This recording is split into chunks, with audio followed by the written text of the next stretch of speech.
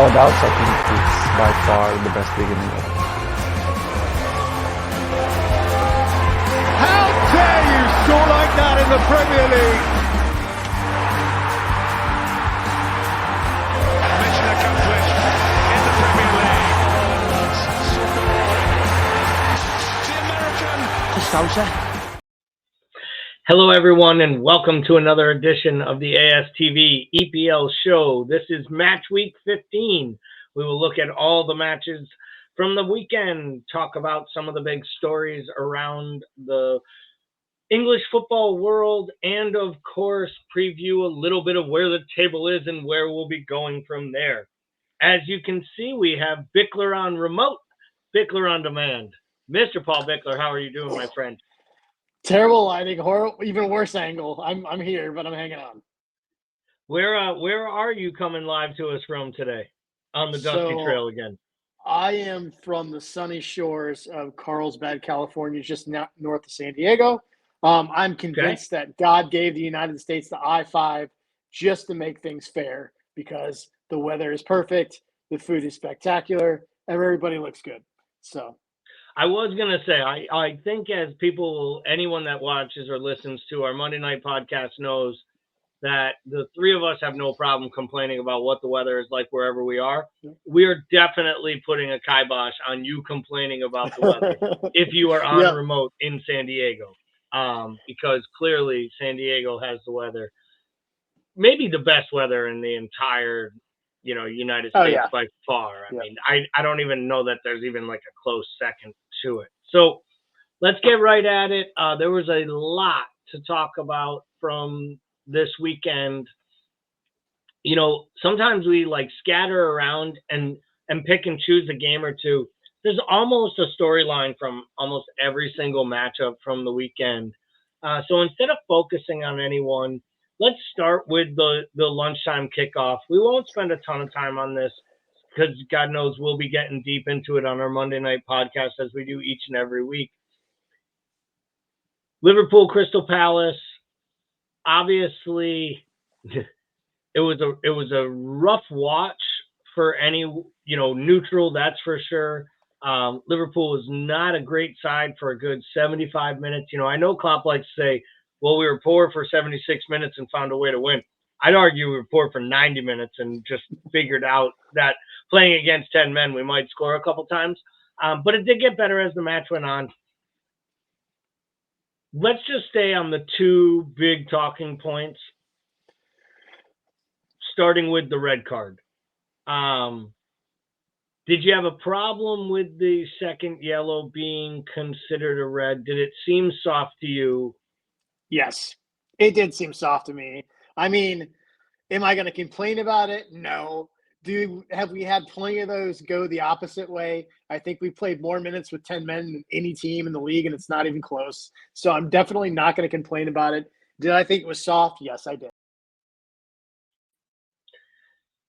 I would agree there. I thought it was soft. I also don't think I will complain about it. Another thing I won't complain about, to be honest, is the penalty that is awarded to Palace that gives them their opportunity at goal. I saw, I know in our Discord channel and other places, there's been this clamoring like Liverpool were done wrong because the ball didn't go out of play for the minute and 45 seconds. If anything, by the ball not going out of play, you're doing what you should be doing, which is figuring out if there needs to be a review and then checking all the leading of play up to it so that we don't waste time. To me, that was a clear and obvious error. It is a penalty, should have been called in live time. Had Crystal Palace scored during that period of time while the review was happening, they would have kept the goal. And had we scored, they would have chalked it off and gone back to the initial foul. And this is, to me, that's VAR doing its job like almost perfectly. And Madley goes over, he looks at the monitor. I actually think he had a really good match from an officiating standpoint. I want to talk more about this in the pod, but he got that call right, in my opinion, and they get the penalty. As far as the red card goes, the one place, if I'm Crystal Palace, I can feel aggrieved. Crystal Palace created committed 17 fouls in the match and was shown 8 yellow cards. Liverpool committed 17 fouls in the match and was shown 1. If you really want to make an argument, it isn't about VAR or the use of it. It's the inconsistencies that the big clubs seem to get away with sometimes when it comes to like borderline and fringe type areas of breaking the rules. So for me, this wasn't about the referee. I thought the referee, for as many instances the ref was called into action, I thought he did a really good job. And what I found out today, and I don't know if you knew this, he was going to award the penalty against Palace for the foul on Jones. He actually had the whistle to his mouth, but he notices that Salah has the ball. So he doesn't blow the whistle and waits. And after Salah scores, he goes to tell the VAR guy that was going to be a penalty. So, like, that is actually, like, really, really good officiating, too, by him. And I think sometimes we always hang them on the mistakes. But I don't think for sure. do their job. We don't actually recognize it. But it is their job, so why should we? I just think, I think as a fan, I think your gut reaction when you have a call go against you from a play that happened a minute and a half ago, I think your gut instinct is always to be like, well, the play's already gone. You know what I mean? But I think doing that, like, I think we just have to be very careful and cognizant of supporters, because if we really want things to change, right, we really want to be the voice of change behind it. Like, and I don't know that I doubt we actually carry that power, but if we want things to change for better, we have to be really cognizant of it, because I think we undermine our own voice as supporters when we get it right and we're up in arms, right? So I think it's easy here to transition over. We could pick, if we threw a randomizer on this thing right now and we just grabbed a result, probably one of the most eye-catching and, to the layman who doesn't pay attention to the sport, that would jump out at you, it would be Bournemouth winning for the first time ever at Old Trafford in the history of their club. The unfortunate part is everyone on every radio show and TV program and punditry out there, right, is going to focus on Manchester United 0. And no one's really going to focus on Bournemouth 3. Because really, this match had nothing to do with where United is at as a club. United got absolutely run off the pitch by a side that was better than them at every single facet of the game. I laugh when I say it, but you could argue that Dominic Solanke is probably in the team of the season right now for the Premier League. Like, he's probably the second or third best striker right now playing in the Premier League. And if you had told us as Liverpool supporters that a few years back, we would have called you crazy. And he's clearly figured it out. The goal he scores early in that match, he should have had a second when he was in on goal in the first half. They absolutely ran United off the pitch and made United look disinterested. Is this, Paul, more about United quitting on Ten Hag, or could the hierarchies and the board at Bournemouth definitely did Gary O'Neill wrong, but maybe they knew what they were getting with this manager? Because it's starting to look like they have a guy who understands their tactics, and now they're starting to defend and get clean sheets. And if they do that, they're a scary outfit going forward, right? Yeah, I think there's probably a little bit of both here, where I think United's just wildly inconsistent. And I think, like, for me, they got the lineup wrong. To me, like, sitting Rashford, starting Martial, like, doing that whole nonsense, to me, just doesn't work. How many times are you going to put Martial up top by himself and watch him just completely capitulate, like, over 90 minutes? Like, I thought he got the lineup wrong. I also think that Bournemouth, if you look at statistically, you've got us as Liverpool, you've got Villa, and you've got Bournemouth, 13 points out of 15. Like, they're legitimately the hottest team in the league. And the team right behind them, Everton. It's kind of wild. Like, teams that we've talked about, like, being at the bottom of the heap, having to scrap to stay up, are basically on fire right now and playing outstanding football. So I think it's good for the Premier League. I think we used to remember when the Premier League, we talked about how there didn't seem to be as much parity this year in the league. But when we looked at this weekend and we see essentially Sheffield beat Brentford, like, the bottom of the table woke up ready to party. And all these basically turned into coin flip games, which, I mean, that's half the fun. It's a nightmare if you're supporting one of the top dogs and you're going in these games and they're coin flips. But I think it makes it fun. Well, speaking of a team that used to be a top dog, that is anything from it these days is Chelsea Football Club. They took on Everton at Goodison. Once again, Everton comes out now. I watched a little bit of this match live. Chelsea had tons of opportunities in the first half. If they score one of those chances in the first half, I do think the match could be totally different. But I think that's the exact same thing that, I think if City had scored in the first half against Luton and gone up, it would have been a completely different match. And who knows, if Bournemouth hadn't scored and United could have got 0-0 to the 70th minute, they might have been able to squeak out a win, but that's not what happened. So in this case here, once again, hats off to Everton. The way that they've rallied since the 10-point deduction and strung results, and not just results, they've strung performances together. Even when they haven't gotten results, they haven't really been embarrassed. They've put themselves there and they fought. I mean, you could argue they outplayed United on the day where they lost 3-0 and Garnacho scores the worldie. We'll look at the table a little later, and I have my thoughts on where Everton is and where they could finish and really where they might be without those 10 points, and especially if they're re-awarded to them. At what point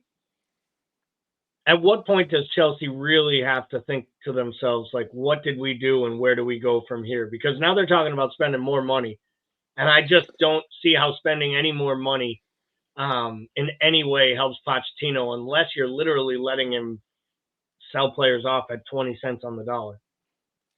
Yeah, that seems suicidal considering the amount of attention they've got on them right now for spending to begin with. So, if anything, this team needs to siphon off half of its squad, it feels like. But yeah, I mean, I think we've all been waiting for this kind of bounce back from Chelsea, right? And I think we've seen glimpses of it. We just haven't found the consistency yet. I think it's going to come back, but I think what Poch is up against is I think that when you have a squad that's that size with as many players on those wages, I think it's really, really difficult to find consistency because you've now handcuffed yourself to heavy, heavy rotation. Not out of just like bare necessity, but because you financially kind of have to with these guys. If you want to get any value out of them, if you want to like have any shot at because when you have a squad this size, right, and you're trying to find your best starting 11, that's going to take a while. I mean, you've got a lot of these dudes that probably haven't spent a lot of time together, playing together in different lines. A lot of these guys have been in and out of the lineup injured. It's going to be just really, really difficult for him to, I think, find that consistency because of the amount of time it's going to take to try to sift through what would be your best starting 11 with the squad that size. So speaking of teams playing at the bottom of the table, fighting their way, punching above their weight, obviously rock bottom of the table, Sheffield United.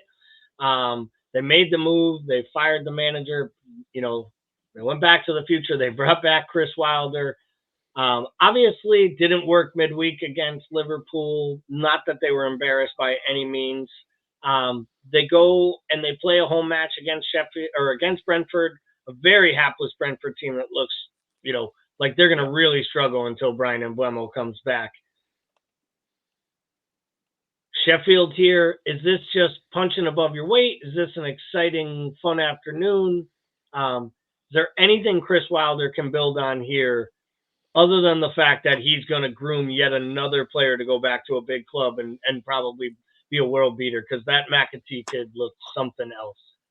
Right. Well, I mean, and I'd be interested to hear your thoughts on this too, Gally. But for me, it's lightning in a bottle, right? Because, I mean, I think McAtee is the one lone bright spot on that team. City Academy kid. He's been there for a while. He was their spark too. They got him the loan back in for the Premier League after they got promoted. I think this is a situation where their best player got a moment against the team that doesn't have a moment in them right now, if that makes sense. I mean, when you look at between Mbeumo and Tony being out, like this team struggles to find any sort of identity. Lisa can sometimes get it done, but he's never had to carry the load like this. So for me, it just seems like It seems like lightning in a bottle to me. Maybe they prove me wrong next week. I can't see it. I don't know about you. Yeah, no, I don't see it at all. I mean, I give them credit for punching above their weight, for picking up 3 points, making it look interesting at the bottom of the table. I expect them to firmly be planted at the bottom of that table for as long as, well, until whatever the last game, I think May 22nd, which will be the day where they will firmly be planted into the championship table, which I would probably expect they will stay in for a while because the club is not in a very good place. Jumping back to the teams towards the top of the table, the final match of the weekend saw Tottenham versus Newcastle. Jekyll and Hyde Tottenham, it really doesn't make any sense. When they play a team that can attack, they find ways to defend. When they play teams that are struggling with attack like Chelsea, they concede goals. They play better against the big teams, which makes sense. But then what is it more about here? Is it about the sheer fact that they have really one of the best attacking front 4 or 5 in the Premier League at this point, and they can just score goals? Or is it that they're just having so much fun playing football that it kind of masks the deficiencies that they have? Because they have problems all over the pitch. But when they're on their day, they're a good watch and look a good side. Yeah, and honestly, I'm not even going to pretend to have this figured out because to me, both of these teams do the same thing. Like Newcastle just dropped one out of nowhere too. You know what I mean? The only thing Newcastle hasn't done is concede goals from points of they haven't dropped points from winning positions the way that Tottenham has, right? But I mean, I feel like Newcastle has it in them to come out and lay an egg, right? And this has kind of felt like one of those really flat performances where they came out and just kind of didn't have it right off the bat. I mean, if you look at it, possession stats are fairly even, but all the big key moments in that game and all the big chances came through Tottenham. I think he had some I thought Tottenham just looked clinical, and that's kind of one thing that hadn't been. They've been creating chances, they've been going up early, but they hadn't been finishing games. And I think when you have that ball from Pedro Porro into Richarlison, when you have that kind of moments in those games, and then you have players on the other end finishing them off, it's tough to beat a team like that. And I think this was just a combination of where Tottenham looked clinical for the first time in a month and a half. And Newcastle had one of those games where they just came out and they looked flat. Yeah, and I think with Newcastle, I do think that the injuries have finally just really run them dry. The amount of first-team players that they're missing, players through suspension. And when you start looking around this table a little bit, you can point a finger to some of the teams that played some of the least inspiring football this weekend, Liverpool included. Liverpool, United, Arsenal, West Ham, Newcastle. Every one of those teams has played 10 more games than the rest of the teams in the Premier League so far this year. And now they're getting into the Wednesday, Saturday fixture pileups that, the managers all complain about, that we're all sick of hearing about. So we don't need to complain about them anymore on this program. So let's talk about two teams who didn't have to worry about that, but maybe had different worries of their own. Wolves, clearly, still concerned, where do the goals come from? How do we score them? Even though they've scored in every single game, it's very difficult for them to get 2.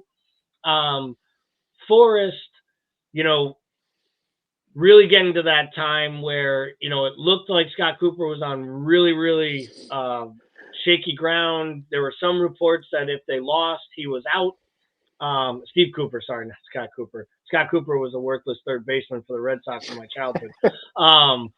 But sorry if you're listening, Scott. You weren't worthless. You were worth exactly whatever that ridiculous contract they gave you that you never lived up to. Forrest, I genuinely think we're going to look at the table here in a few minutes, Paul. And I really think if there is one team that gets sucked into this thing, it is Forest. I just feel like their identity makes no sense. They bought every fullback in the world. They bought 3 strikers. None of them played at all like the other. So tactically, they have to change whenever one is available or not, which is leaving, Cooper to realize that, He's got a sous chef and Divock Origi sitting on his bench, and he's got Chris Wood. And I think the answer is if you have Origi and Wood, you have no strikers. There's probably an even funnier joke somewhere in there that we shouldn't probably tell, or we'd have to make this R-rated. But I do worry about Forrest. I thought it was very telling that the guy's job was on the line, and he went back to the keeper he bought and not the keeper the board spent $40 million on right at the end of the transfer window and then told him to play, who has since had like 3 massive blunders in the league that have cost him, I think it's 4 points. Not that Matt Turner is this great player, but he clearly liked Turner and had faith in Turner and went away from him after the horrendous day at Liverpool. Went back to him in this match. For all accounts, he played pretty well. Can Cooper save his job at Forest, or inevitably are they going to have a run of results in the next 60 to 90 days that it's going to see a new boss come in and try to right that ship? This just feels kind of inevitable, man. I hate it because, I mean, we've got obviously strong ties to Cooper from his Liverpool days, but, like, I just can't see it. Like, I mean, putting a squad together and putting a team together is a puzzle in itself. This feels like somebody took 8 puzzles and just threw them all on a table. Like, if you look at it, it's like, like we talk about the strikers, but I mean, you got like some great quality, like, players in this team between Singari and Hudson-Odoi and Dominguez. Like, that Dominguez kid was supposed to be like one of the next best things coming out of South America. But, like, they're on the bench, and then you got Gibbs White and Alonga, which are great young talents out there. But, like, you just can't, like, there doesn't seem to be a way. Like, I just think if you look at this team and you're playing a 3-5-2 and that's your solution, like, you're in trouble. Like, you're just in trouble. Like, and I think that, like, to me, I don't see any pieces in the side that you can cohesively put together to even, like, shell out and buy yourself more time. I just think it just feels inevitable to me. And Wolves, are they one of these sides fall for you? They're one of the afterthoughts. They're not bad enough that they're going to get relegated. They're not good enough that they're going to do anything. And sometimes that can be even worse. Yeah, they're gonna be the meat and the sandwich there, right in between sort of the top and the bottom. And I think, like, I don't know. I like the way they play. I think this is like almost one of those things that, like, is going to even out over time. And I think they are, like, they're finding ways to score. I think they'll find more goals here. I think it's just like, I think they've newly sort of settled into this. And I think since Sarabia has been back, basically reinstalled into that right wing, I think they've looked a lot better and more cohesive. We know, like, Lamina can put some goals in from the midfield. Hwang's been playing really good. I still think Cunha is a good player, and he's been contributing consistently. So there are pieces here. They just need to stay consistent across the back, and I think stay patient with this, and I think they're going to start finding more goals. Do you think that they would be – they know they're going to sell Pedro Neto eventually. Is the best thing get him back healthy, let him play the second half of the season, try to drive value, or do you make one of the few players that could go somewhere across Europe, make a bigger club better, maybe at a run in Europa or a run in the Champions League? He's not cup tied in either, so he can go play. Does it almost, and the reason I say this is they have looked really good with Sarabia and Hechain and Cunha through the middle. You still have the young kid who, you're going to keep giving more time and opportunities to, that sits on the bench, the striker. I just wonder and you got the big Kolasinac kid, the 7-footer. So, I mean, you have quite a few attacking options. I almost felt like at times Wolves held on to some of their assets too long and they devalued. Do you let that happen to Pedro Neto at this point? Because he's probably the only thing that fetch a realistic fee at the entire club. I think if I'm going to drive value and I'm going to sell him, I'm going to do so and get the rewards of that you don't get just financially, right? I'm going to play him, and I'm going to find other pieces to move around. If that means I loan somebody else out, that's fine. Personally, if I'm Wolves, I'm feeling like I'm not good enough to justify clipping my best player early or sending them off elsewhere. I mean, I just don't. I don't see the benefit in that. So jumping back towards the top of the table, not all the way at the top, but it's a place that they're used to being at. Luton Town hosts Manchester City. The match is basically everything that's good about football and everything that's unfair about football in a 90-minute period. So, the little engine that could, great decrepit old stadium, and that you should wear that with a badge of honor, Luton Town supporters. That is not me criticizing you, but let's be honest. There is at least one tarp stopping water from coming through that roof. And then you're lying if you tell me it's just one tarp. But just held up by the biggest rat you've ever seen. Ever, yeah. So obviously Holland can't play. That's the news that, quietly circulated around all of England all day Saturday, to the point that, fantasy websites were already giving people their bonus points on other players for the captaincy switching over. I thought that was comical. I knew he wasn't starting midday when my website was telling me that Mo was my captain now. I was like, how does this work? The game's not even on yet. But City looked disjointed. But how much of that is down to what Luton does to make this so difficult for big sides? Yeah, I mean, I think if you were looking at City on their run of play, you could say, this is just another City performance where they're struggling to figure it out right now. But I think you got to look at Luton too, and they've done this consistently all year. Like, they gave us a run for it. They've given teams down the line consistently a run for this thing. I mean, they took Arsenal to the wire. I mean, they led. Yeah. Against Arsenal. Yep. I mean, they were up 3-2. They should have, in all accounts, taken 3 points from us. They got a point, and they could have gotten a point.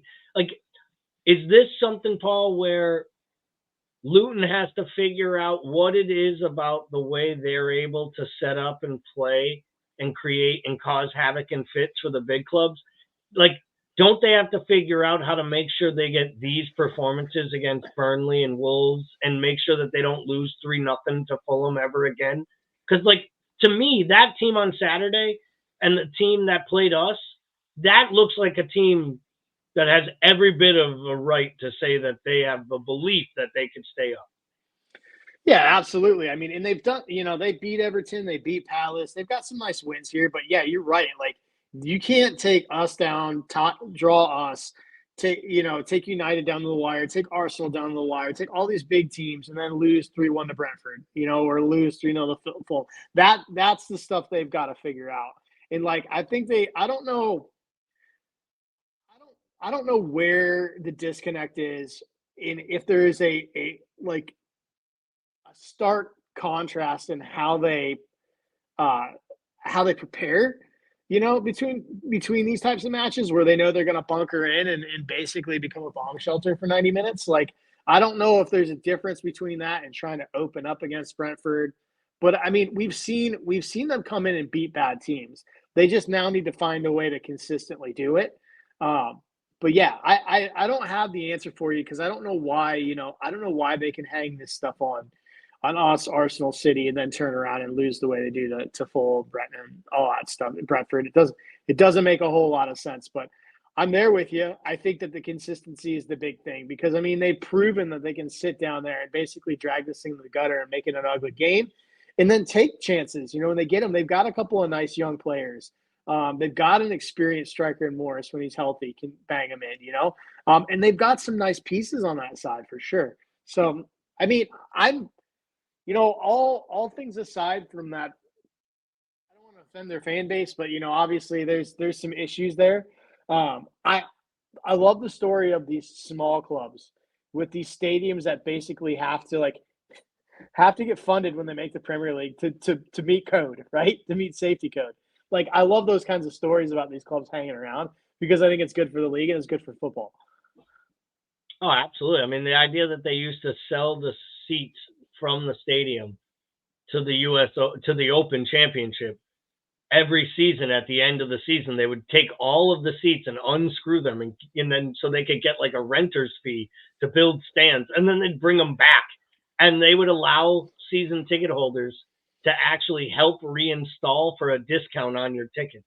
So like you'd show up one Saturday. I could see us all showing up, like With a bringing bunch of half in the beers. bag with a bunch of beers on a Saturday morning, screwing up chairs, putting them on backwards, watching your buddy's chair, just leaving it unhooked, watching them fall off. So real quick, Brighton Burnley, one of the only matches we haven't touched on yet.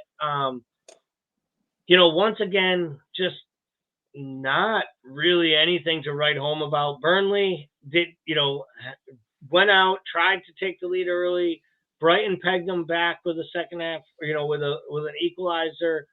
Brighton looks just really leggy, just looks like a side that can't cope with the European competition and playing the type of football that they try to play. Some of this have to be a little bit put on De Zerbi. I mean, we can all talk about his wonderful tactics and being the great personality. Is it too much rotation? Maybe not changing his tactics to fit his players? Because it doesn't feel like Brighton's gotten much of anything right since about September. No, and I think this is a struggle, right? This is probably the first time De Zerbi's had to account for these additional matches. And I think what we've always talked about with Brighton is how cohesive and free-flowing they are coming out of the mids into attack, right? And I think the problem with this is you can't trot out that same starting 11 every match now. You can't. So, where do you find that fluency consistently? And I guess that's the theme of this entire week is consistency. It's how do you do that with the extra matches? It feels like this came a year too soon for them, right? And I think that's the thing. It just feels like it came a year too soon, and they don't have all the pieces they need here, and it doesn't seem like they've really. It's almost like they didn't prepare in a way that allowed them to take a look at this team outside of that starting 11 they put out every match last year. Yeah, I totally agree with that. And I think that they're just going to, I think they're honestly going to continue to struggle. And I do think this is where, they only spent so much money this summer, and some of that money was giving a contract to James Milner.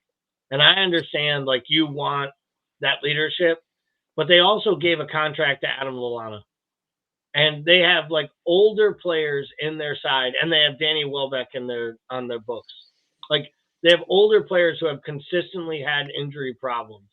And then when you couple that with players like Estupiñán with injury problems that you didn't see happening, but then the ones you had to be ready for, like Lamptey and, some of the other kind of, routine sick notes, Sully March that they have in their side. So I think some of this has to be on Brighton, the club. And I think it happens sometimes where you start to read your own press clippings. And I think in some ways they started to read their own press clippings a little bit. We didn't touch on the Villa versus Arsenal match because I thought that was an easy one to segue to when we actually looked at the top of the table. So Villa, what a week for the Villains. First, topple Manchester City midweek, take on, at the time, top of the table Arsenal, would have been going back to the top of the table had they beaten them. Hold on for a victory there. 2 massive wins. Huge keeping a clean sheet against Arsenal. 15 wins in a row on the spin at home for Aston Villa. Their last loss, I believe, is either February or March of last year, or of this year. Just amazing results. So, Paul, Aston Villa is on 35 points after 16 matches played. It's the exact same amount of points Leicester City was on in 2014 when they shocked the world and won the Premier League. If things bounce their way, can this Aston Villa team see this out for the long haul? Yeah, I'll say it. Why not? I mean, they've got enough great attacking pieces. They're playing great football. I think Unai Emery should be at the top of the short list for manager of the year. But I've always been super high on him. But yeah, I mean, the way that they're playing, nobody wants to play that side right now. Nobody. I mean, they just went toe to toe with two of the Giants at the top of the table and took them off the ropes. I mean, and did it like fairly convincingly.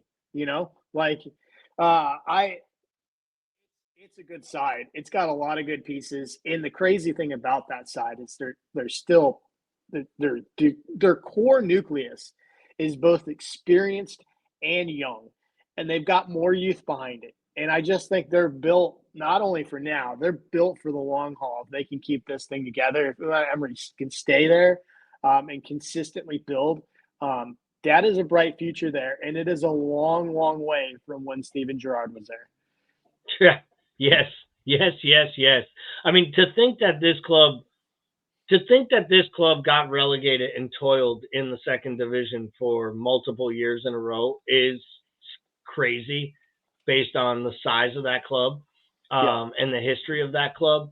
The fact that they've made such a jump forward. I always say it every time I watch them play, I feel like it is adding two more lines to Unai Emery's CV, and it's adding two demerits to Steven Gerrard's.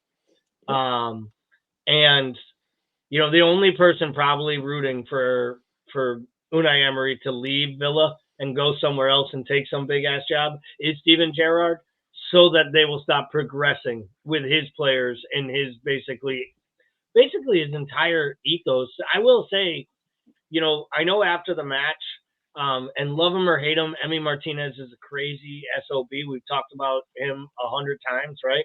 But he's extremely talented. And when he was interviewed after the match and they were like, how does it feel to be towards the top of the table? And he was like, we are here for the long haul. We talk about it.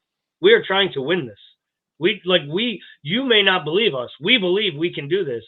And I think when you got a World Cup winning goalkeeper sitting there, at a team, and you have talent, like they have all around the pitch. You got a goal scorer like Ollie Watkins, it brings a lot of confidence to everyone in your team.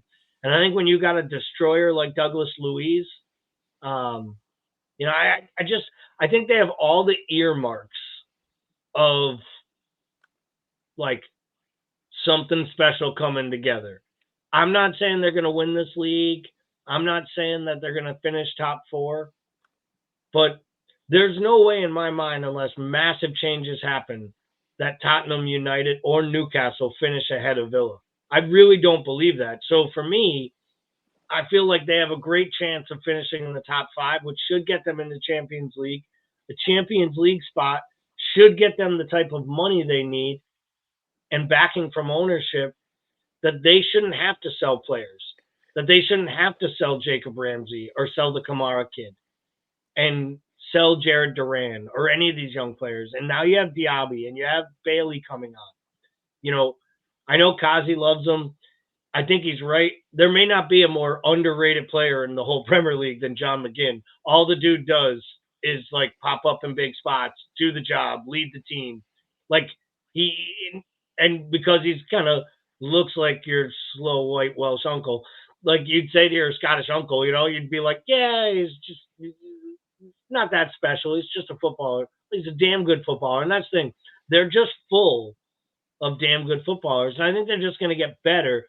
And the thing is Emery makes everyone around them better. So we talked a bit there about Villa. What does it say about Arsenal?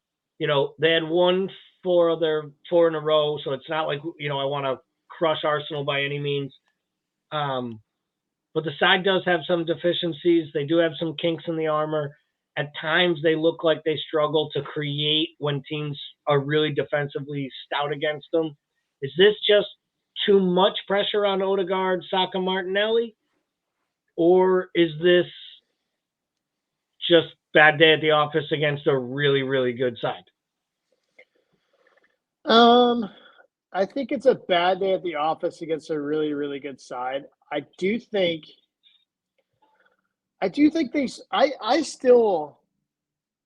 Arsenal, like, it's interesting because I feel like Arsenal wants to be old Arsenal, where they play very intricately through the middle. and almost overpass it at times, right? Whereas I think when they're at their most dangerous is when they're just at their most direct, right? And they run at people. I think that's where they're most dangerous. And for some reason, I feel like sometimes they get away from that. They get away from that. They lose that focus, and they start trying to like almost break teams down through the middle by like death by attrition, just by like passing the ball around like tiki taka. And I don't think that's Arsenal's game. So I don't know if if you want to put that on the manager, that makes sense. I mean, that could be an Arteta thing, but like they need to return to where they're at their best, where they get it wide, they run at people, and I think that's where that allows Rice to come in through the middle. It allows Odegaard to sit in the half spaces and really create. I think that's where they're at their best. They need to get back to that. I don't disagree with any of that. I also think that Arteta's gonna have a period here where if Raya continues to have these goalkeeping mistakes, he's going to have to answer to the leaders of his team why he took a guy they all liked and respected and was one of the best defenses in the league and weakened them to have, a more ball-playing keeper, which I always find it funny when someone tells me that how good their keeper is with their feet. And it's like, that's great.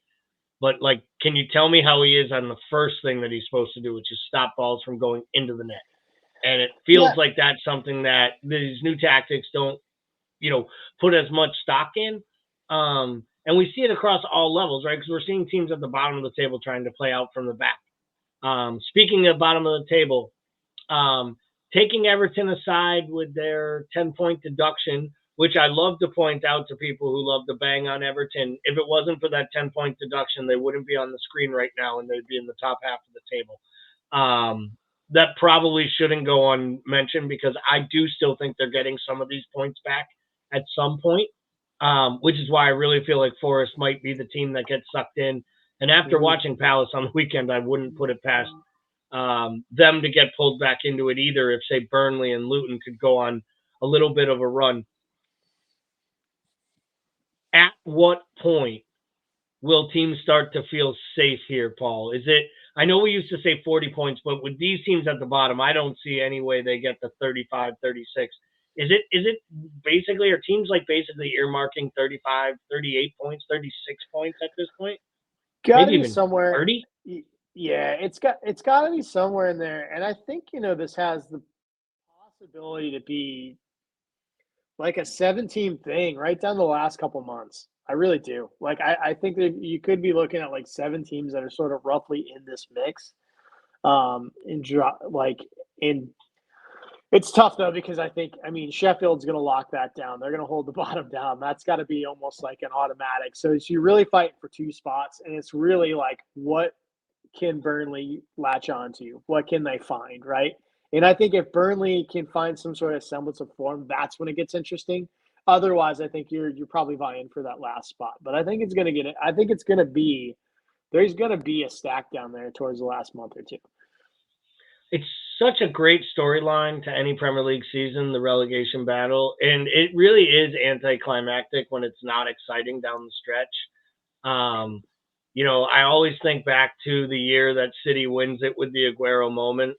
And the fact that match wasn't just about winning the league, it was about QPR also staying up and Joey Barton losing his mind. And, needless to say, sidebar here, I thought Joey Barton had lost his mind then. I didn't think it was as bad as Joey Barton now, who has decided he is going to attack every female reporter in England. And it could probably be its own topic for its own day. He has issued I will argue with anyone, anywhere, anytime ultimatum. So I'm almost thinking that we need to get press credentials for American Scouser and request a Joey Barton interview, because that might just be one of the most fun 5 minutes of our lives, because he would hang up about 2 minutes in once he realized that we already had more professional backgrounds and more education in punditry than he has. But then again, those women, what do they know about that beautiful game that Joey likes to call his own?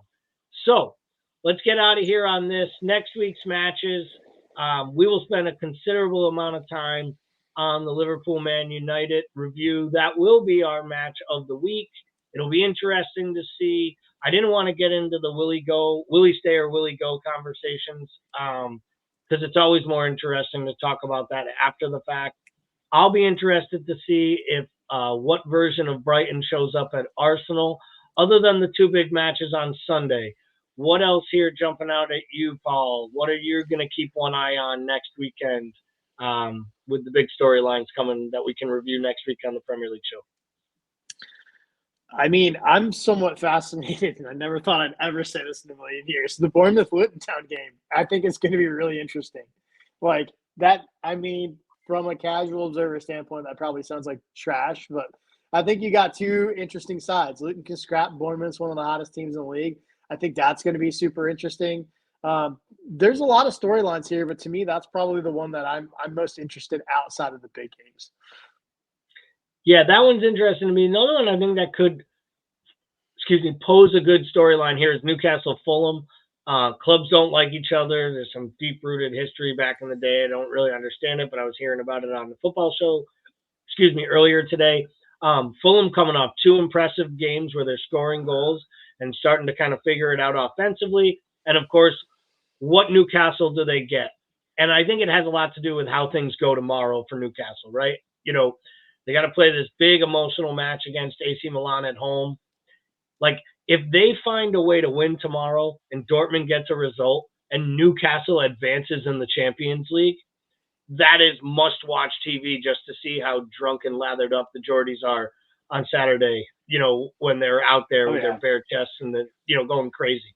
And if it's the opposite and they crash out and perform poorly tomorrow against Milan, coming off losses to Everton and Spurs in the league, it's must-see TV to see how crazy they are and how quickly they turn at St. James's Park. So for me, I think Newcastle is a big watch for this weekend. But as always, for all of us here at American Scouser TV, thank you for watching. Thank you for all of your comments. Please, if you haven't already, go over to the YouTube page and subscribe.